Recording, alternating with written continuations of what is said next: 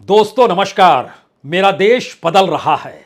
इस वाक्य का जिक्र किसी और ने नहीं, देश के प्रधानमंत्री नरेंद्र मोदी ने 8 बरस पहले किया था। लेकिन जब वो इस लाइन को कह रहे थे, उनके जहन में बीजेपी की जीत थी, कांग्रेस की हार थी। उनके जहन में आरएसएस का विस्तार था, जो उन्हीं की ताकत पर टिका होगा। उनके जहन में विपक्ष का मटिया मेट होना था। उनके जहन में एक के बाद एक बीजेपी और आरएसएस के लोगों को अलग अलग संस्थानों में भर्ती किया जाना था। उनके जहन में इस देश के भीतर आजादी के बाद जो भी संस्थान खड़े किए गए, उसकी जड़ों को हिलाना था।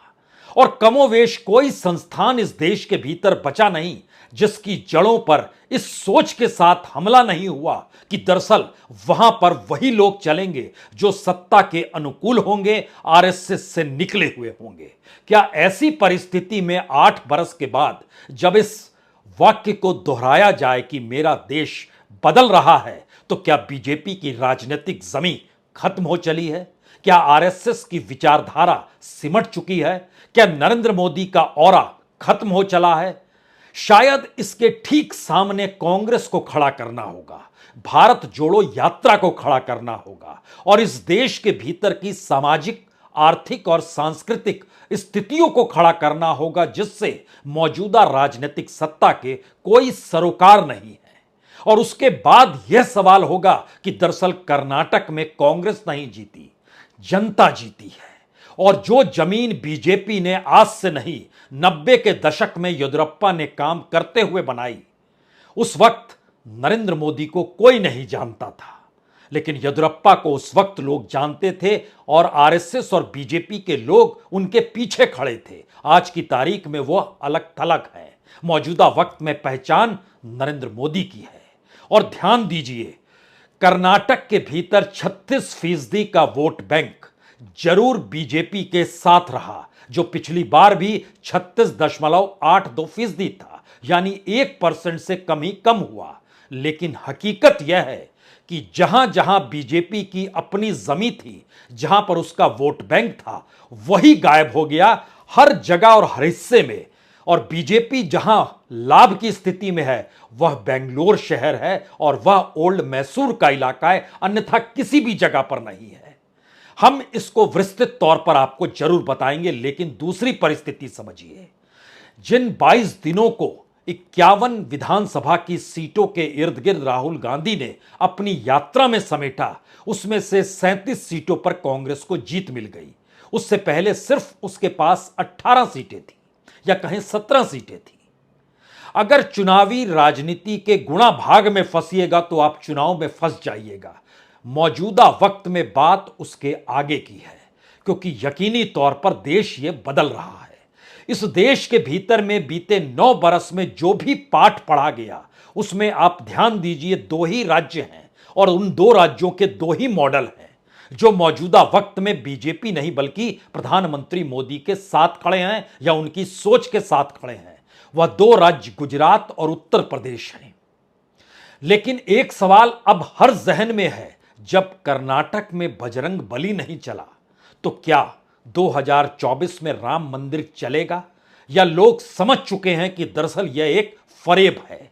हिंदुत्व के नाम पर जिन परिस्थितियों को बीजेपी परोसती है, उससे लोगों की जिंदगी से कोई जुड़ाव नहीं होता है और राजनीतिक सत्ता ताकत के साथ उनके हाथों में चली जाती है, जो ये मानकर चलते हैं कि जनता ने अपना सब कुछ उन्हें सौंप दिया है। एक दूसरी परिस्थिति में आकर खड़े हो जाइए।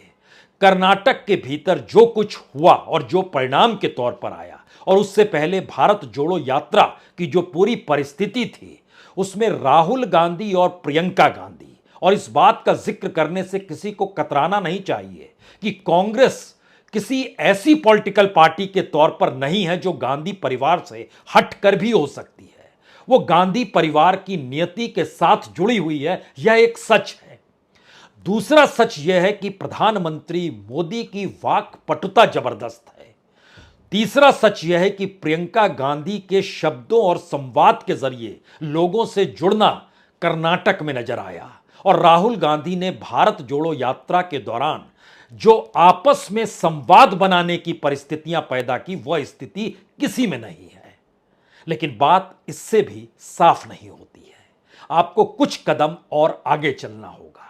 इस देश के भीतर का जो डाटा निकल कर आ रहा है, कांग्रेस अपने तौर पर इस देश में 6,612 ब्लॉक हैं और कांग्रेस के 6,612 ब्लॉक नहीं बल्कि पंचायत स्तर पे चले जाइए, ग्राम पंचायत स्तर पे बीजेपी की अभी भी मशक्कत अधूरी है, जहां पर इस देश के लगभग 2,50,000 ग्राम पंचायतों तक उसकी पहुंच हो। बीजेपी के दफ्तर जिले के आगे बढ़ने से के बाद हांफने लगते हैं और राजनीतिक सत्ता लाभ देने की नियति के साथ लोगों को जोड़ लेती है। कांग्रेस अपने तौर पर ग्राम पंचायत तक पहुंची हुई पॉलिटिकल पार्टी है। कर्नाटक ने फिर ऐसा क्या कर दिया कि समूची कांग्रेस जैसे ही सक्रिय हुई, बीजेपी ढह कर गिर गई।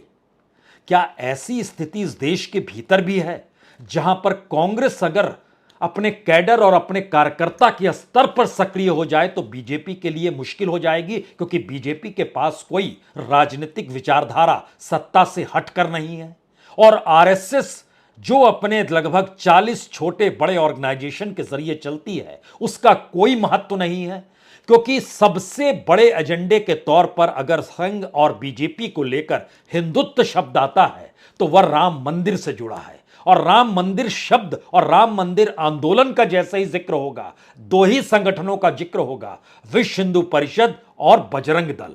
और ध्यान दीजिए, बजरंग दल को लेकर समूचे देश में बीजेपी ने एक माहौल बनाने की कोशिश की, लेकिन कर्नाटक के लोगों ने उसे सिरे से रिजेक्ट कर दिया। आप कहेंगे जी नहीं, रिजेक्ट नहीं किया, दरअसल मुस्लिम वोट एकजुट होकर उनके पक्ष में चले गए।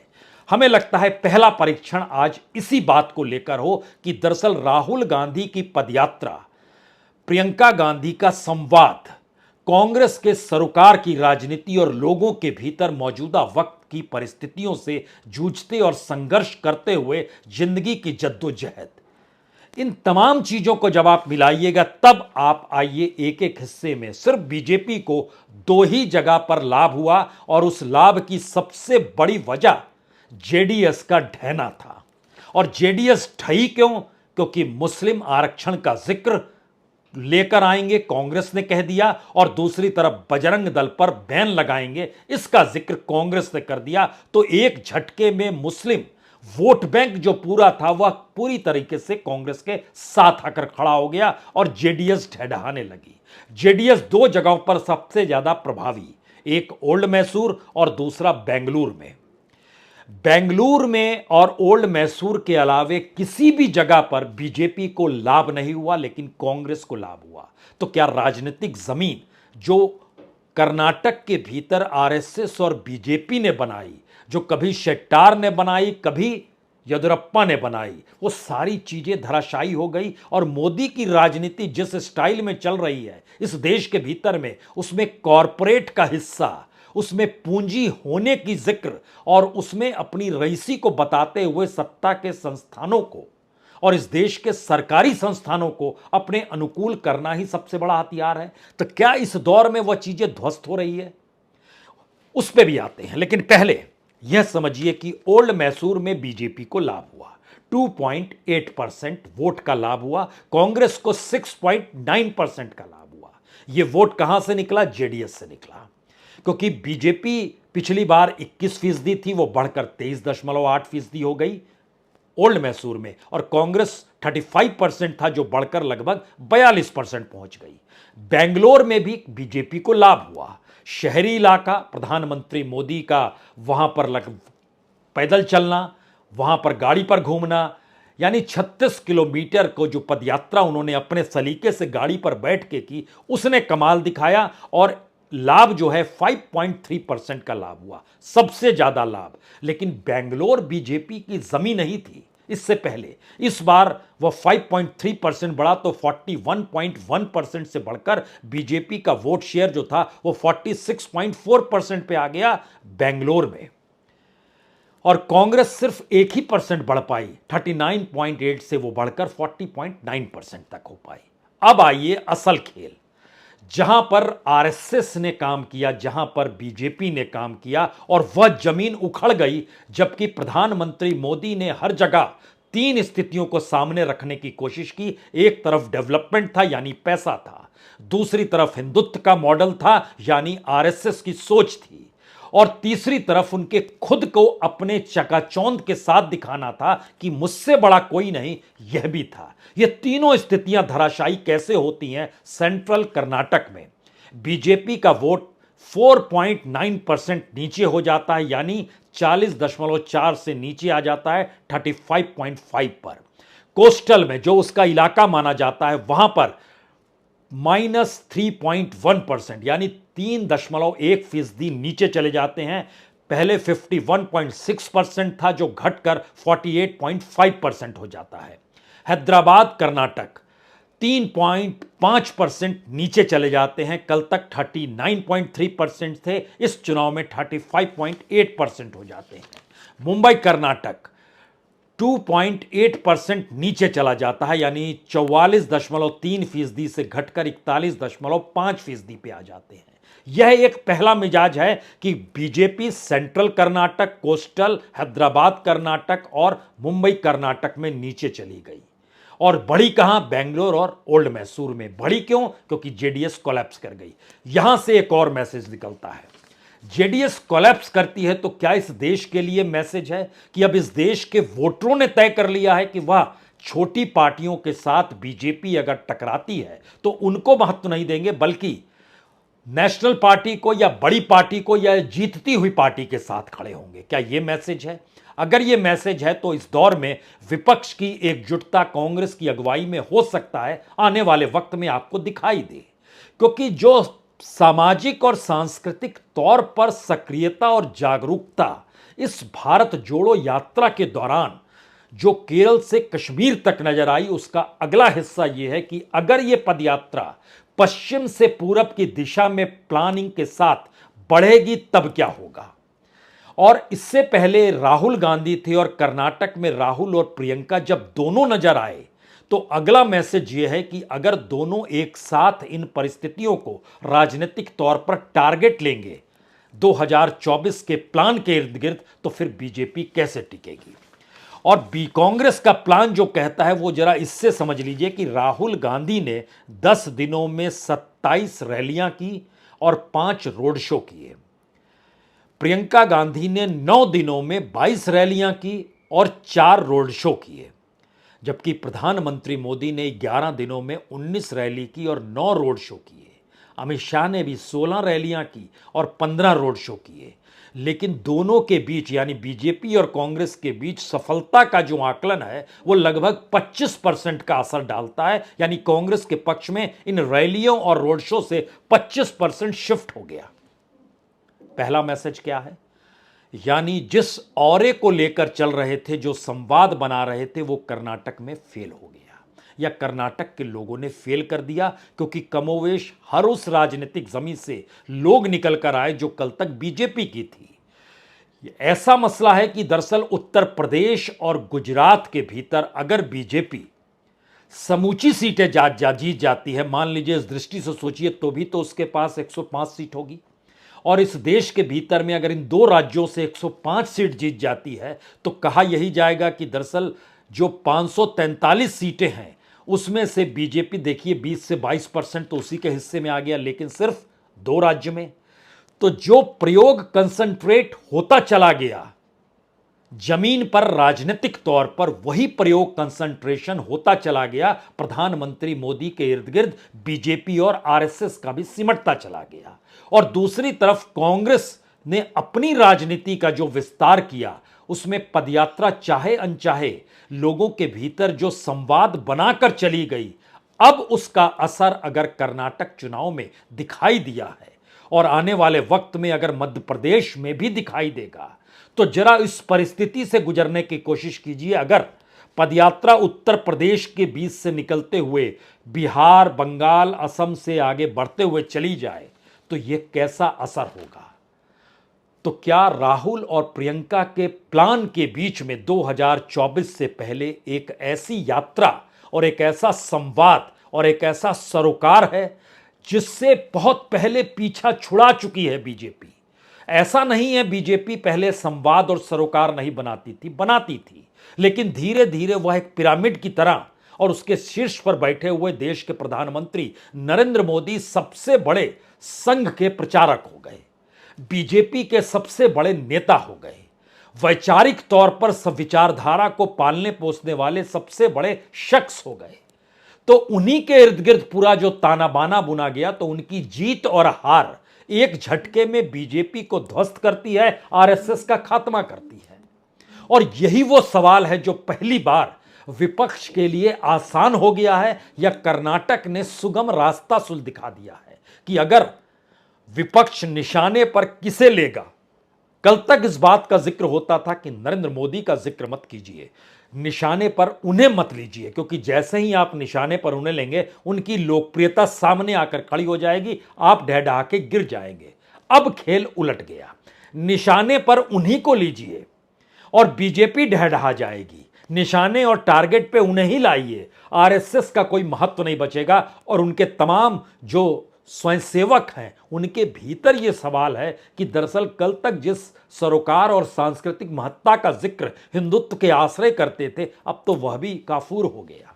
तो फिर राजनीति को कैसे किया जाए? और राजनीति ही विचारधारा का सबसे बड़ा मूल मंत्र मोदी काल में बना लिया गया, जिसको अमृत काल कहा गया, पार्टी के भीतर भी और पार्टी के बाहर भी, और वही मैसेज देश को देने की कोशिश की। यह पहला सवाल था जो सबसे बड़ा सवाल है इस दौर में। दूसरा सवाल यह है कि जब हमने परखना शुरू किया कि जिन जगहों पर लगातार, सवाल हिमाचल प्रदेश का नहीं है कि पदयात्रा के बीच में जब राहुल गांधी भारत जोड़ो यात्रा कर रहे थे, उस बीच में हिमाचल प्रदेश कांग्रेस जीत गई थी और वहां पर प्रियंका गई थी और एक झटके में प्रियंका ने बड़ी सक्रियता कर्नाटक में दिखाई।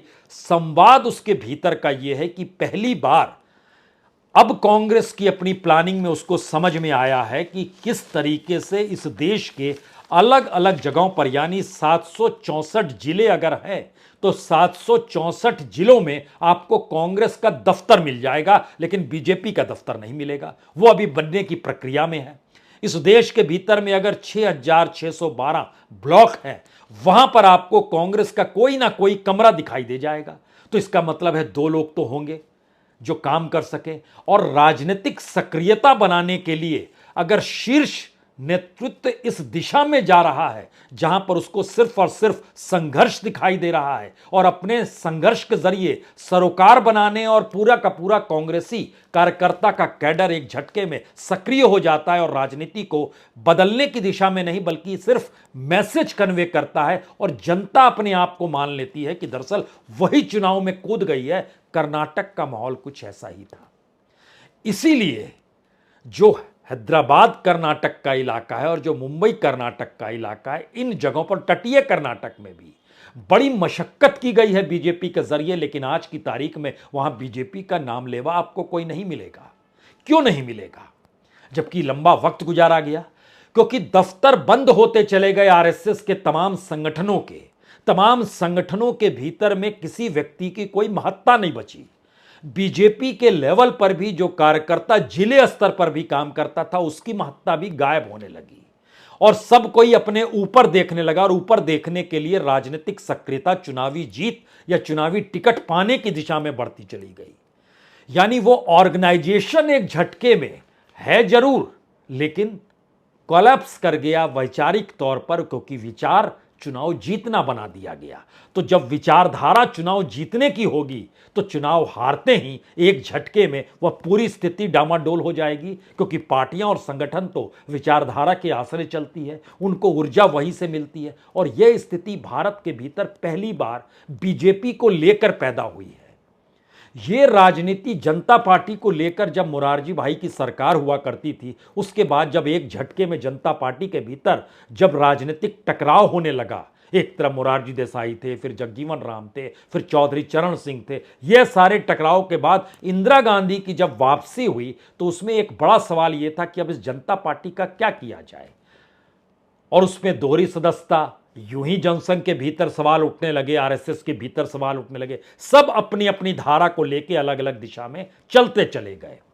और आज की तारीख में यह भी जरा समझिए कि जनता दल यूनाइटेड जो बिहार में है और जनता दल सेकुलर जो कर्नाटक में है, पहली बार दोनों के बीच एक संवाद हो रहा है कि दोनों अगर एक दूसरे से जुड़ जाएं और विलय हो जाए तो एक नया जनता दल बनकर खड़ा हो सकता है, जिसका चुनाव चिन्ह चक्र होगा और इलेक्शन कमीशन भी उस दिशा में उनको हामी दे देगा।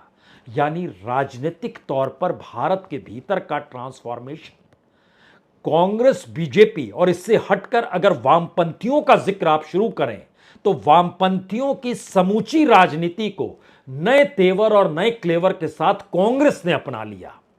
और कांग्रेस की जो नेगेटिविटी थी कॉरपोरेट और पूंजी को लेकर जो इससे पहले नजर आती थी, उस पूरे को मोदी सत्ता ने हथिया लिया। और जनता ने जब इसको देखना शुरू किया तो बड़ा सवाल यह था कि कांग्रेसियों का विस्तार तो देश भर में था, तो उनका कॉर्पोरेटाइजेशन हो या फिर पूंजी के आश्रय चलने का सवाल हो, उन्होंने ध्यान दिया उस मिडिल क्लास पर और उस ईएमआई पर जो बैंकों से मिलती और किस रूप में लोगों पर बोझ ना बने और इस देश की जीडीपी ग्रोथ आगे बनी रहे। लेकिन वो सारी चीजें कोलैप्स इसलिए होती चली गई क्योंकि हर निर्णय और हर नारा पॉलिटिकल था।